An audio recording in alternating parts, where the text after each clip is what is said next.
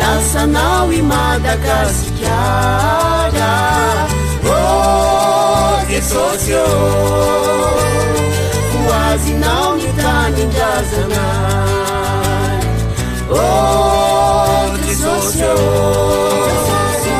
lasanao I Madagasikara. Fiadanane fifoaza mpanatanteraka laharana fahatelo amby telopolo toy izy atsika ihany ny hevim-panahy ny anarana hoe Madagasikara.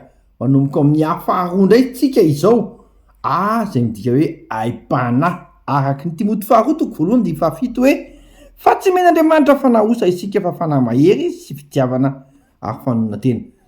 Zany hoe miantso antsika ny tompo hoe ho tarihan'ny fanahy ary fanahy mahery zany hitondra zava-baovao erin'ny lanitra hidiny etỳ an-tany.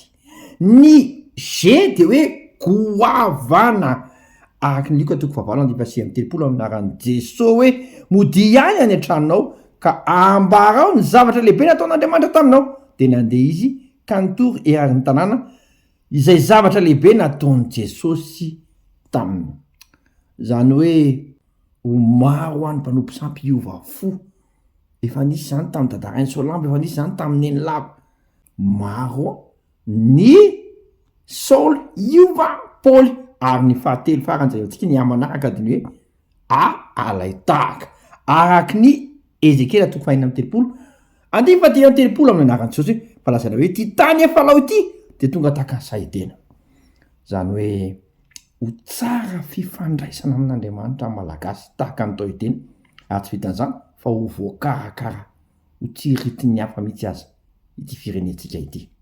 Andriamanitra efa vonina ary tsika ve vonina ho amin'ny fifohazam-panahy mbola hitohy fiadanane fane masinda feno indray izay fanolombelona yazakazaka tsy ho sasatra mandrapiavina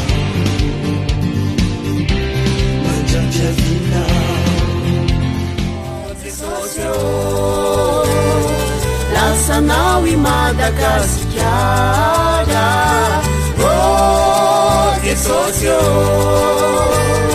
hoazinao ny tanindrazanay, oh Jesús yo.